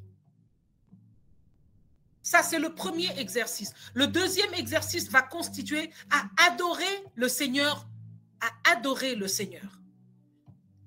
Tu vas rappeler au ciel, à la terre, à ta vie et à tout ce qui est autour de toi, qui est Dieu. Tu vas chanter les louanges de Dieu. Tu vas adorer le Seigneur pour ce qu'il est dans ta vie, pour ce qu'il représente, pour sa présence simplement qui fait la différence dans ta vie. Tu vas adorer le Seigneur. Tu vas faire cet exercice. Tu vas essayer de dire à Dieu merci. pas pour ce qu'il a fait. Tu ne diras pas, Seigneur, merci pour ma maison, pour ma famille, mais pour ce qu'il est. Et n'hésite pas, si tu as vraiment du mal à faire cet exercice, à nous partager ce que tu vis, les difficultés que tu vis. Nous pourrons toujours te mettre en contact avec une servante qui pourra peut-être t'accompagner pendant ces 7 semaines en répondant vraiment à tes inquiétudes. Et enfin, le premier exercice, c'est donc la méditation de la parole tout au long de cette semaine. Le deuxième exercice consistera à élever des adorations chaque jour. Une adoration au Seigneur. Le troisième exercice consistera à un sacrifice. Un sacrifice. Qu'est-ce que tu n'arrives vraiment pas à donner à Dieu? Est-ce que c'est du temps? Est-ce que c'est de l'attention? Qu'est-ce que tu n'es jamais parvenu vraiment à faire dans ta vie de prière jusqu'aujourd'hui? Si c'est prier en langue, tu vas prier en langue. D'aujourd'hui à jeudi prochain, tu vas rechercher s'il le faut, qu'il faut que tu t'enfermes dans ta chambre, te mettre à genoux et tu vas dire au Seigneur de venir t'apprendre à prier dans un autre langage, que lui et ton esprit seul pourront comprendre. Si c'est que tu n'es jamais parvenu à t'asseoir et à lire tout un chapitre, tu vas le faire. Si c'est que tu n'es jamais parvenu à lire la parole de Dieu chaque jour, tu vas démarrer un plan de lecture maintenant. Organiser ton temps. Si c'est que tu n'as jamais pu jeûner, tu vas demander à Dieu de te donner la force et tu vas commencer par jeûner 5 heures. Ensuite, une journée. Qu'est-ce que tu n'as jamais pu donner à Dieu? L'heure de ton feuilleton préféré, de ta série télévisée. Les addicts des réseaux sociaux. Je prie le Seigneur que chaque fois que tu vas prendre ton téléphone pour aller sur les réseaux sociaux et perdre 3 minutes que l'Esprit de Dieu te rappelle, sacrifice, et tu vas laisser pour prendre ta Bible et lire la parole. Ou prendre un temps et prier pour le monde. Est-ce que tu as déjà prié pour le monde? Est-ce que tu connais les pays qui souffrent en guerre par la famine, par les maladies? Est-ce que tu as déjà prié pour un pays spécifique? Est-ce que tu as déjà prié pour tes voisins? Est-ce que tu as déjà prié pour tes persécuteurs? Quelque chose que tu n'as jamais fait pour le Seigneur. Et nous allons partager ça le jeudi prochain. Et nous allons maintenant clôturer ce temps par une petite proclamation de délivrance. Alléluia. Si tu es prêt, tu peux mettre Amen dans le chat et nous allons proclamer. Tu vas déclarer haut et fort après moi.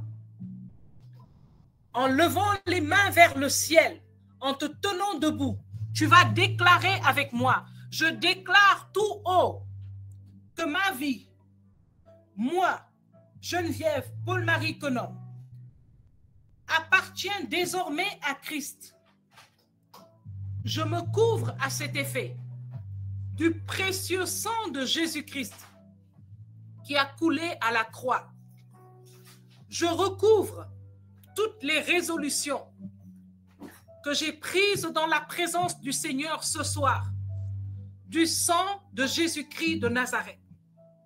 J'entoure ces résolutions, ma vie, ma famille, ma destinée, du sang précieux de Jésus-Christ, afin que l'ennemi ne puisse ni toucher, ni influencer quoi que ce soit ou qui que ce soit pour me faire reculer ou chuter au nom de Jésus.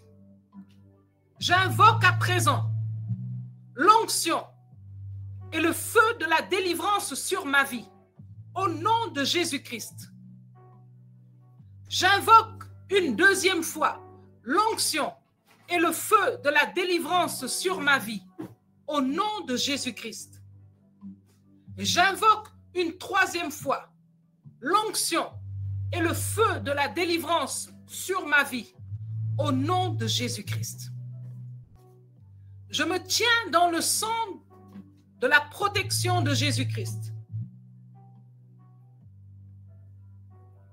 Et je viens contre toute chose qui veut me faire reculer ou échouer dans ce bootcamp au nom de Jésus-Christ.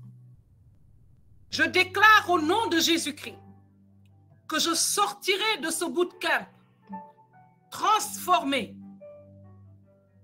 disposé pour régner au nom de Jésus-Christ. Je libère l'épée du Saint-Esprit contre tout ennemi qui se lève en opposition.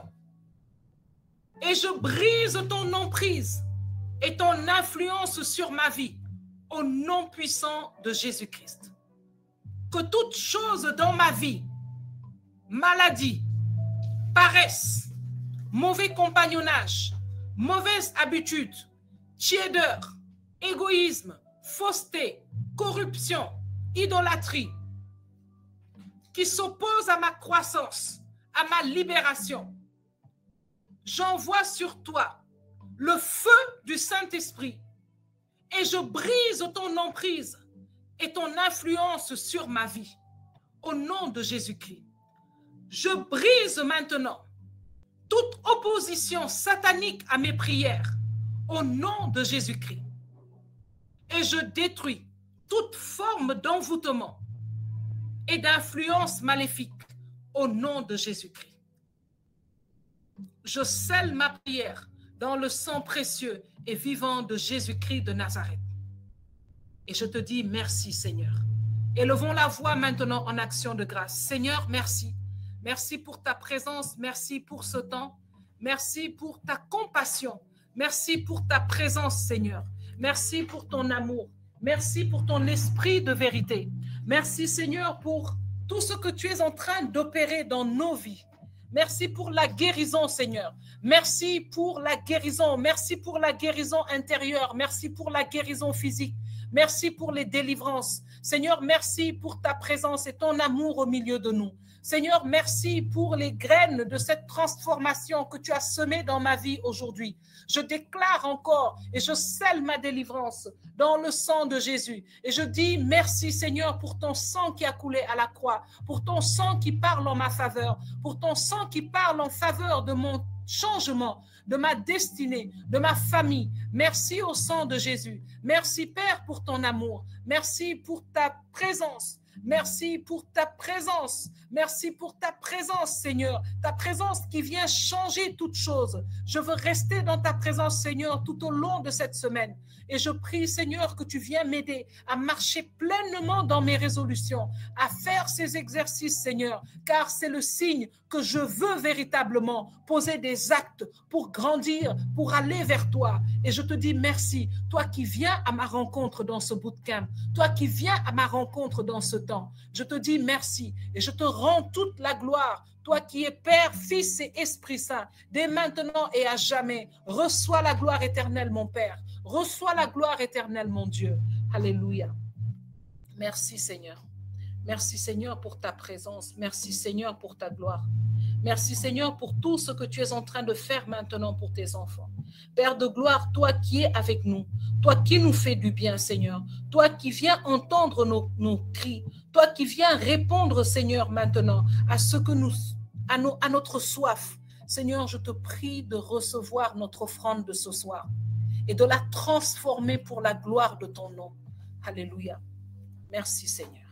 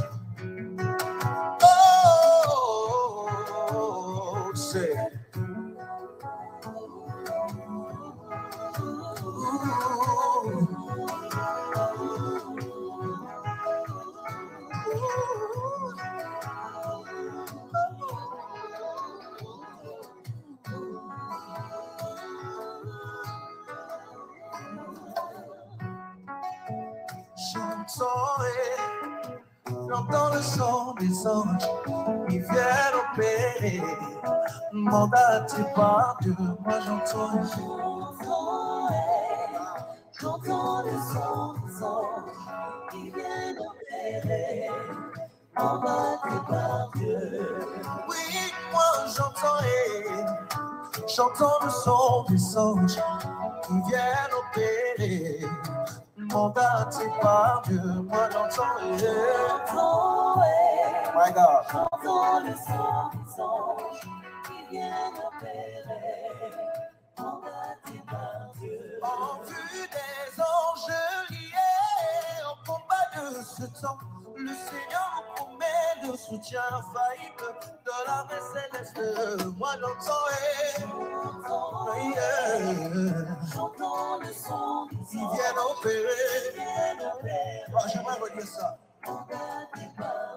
En vue des anges liés au combat de ce temps, le Seigneur nous promet le soutien infaillible de l'armée céleste. Moi j'entends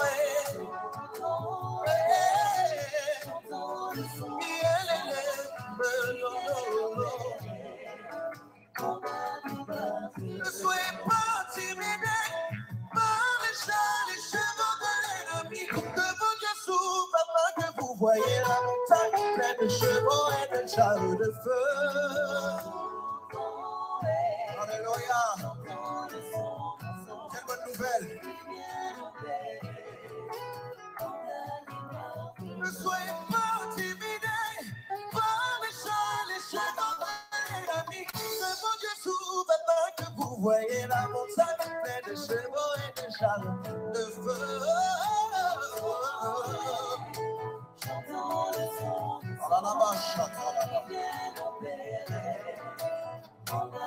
oui, ne soyez pas intimidés par les chars, les chevaux de l'ennemi.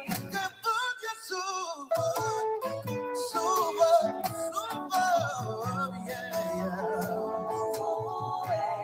oh, j'entends le son des anges. Come on. Le ciel est ouvert. Go!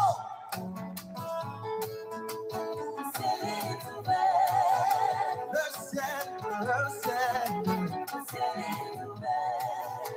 Le ciel est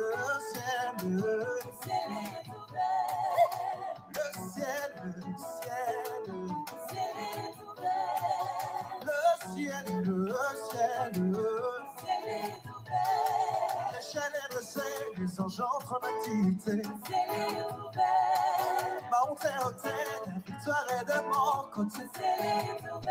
J'ai dit les chaînes est dressée, les anges entrent en activité. Montez en terre, la victoire est de mon côté. Et voici ils montent, ils descendent de haut. Ils montent avec mes prières et descendent avec les espoirs. Et voici ils montent, ils descendent de haut. Ils montent avec mes prières et descendent avec les espoirs. Et voici qu'ils montent, ils descendent de haut. Ils montent avec mes combats et descendent avec ma victoire. Et voici qu'ils montent, qu'ils descendent de haut. Avec mes soucis, descendent avec ma prière. Les voici qui montent, qui descendent, oh, oh,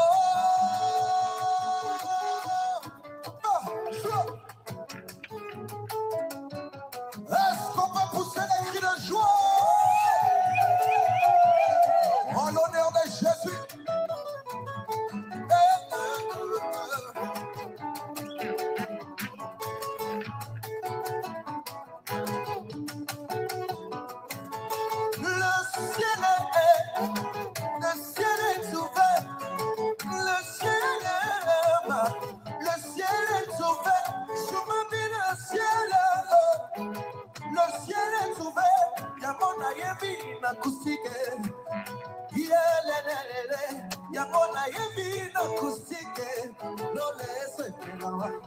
Yangona yebi na kusike, baje babina. Yangona yebi na kusike, lole sepela, lole sepela, ah lole sepela, eloyo lole sepela, mama lole sepela, lole sepela, we lole sepela.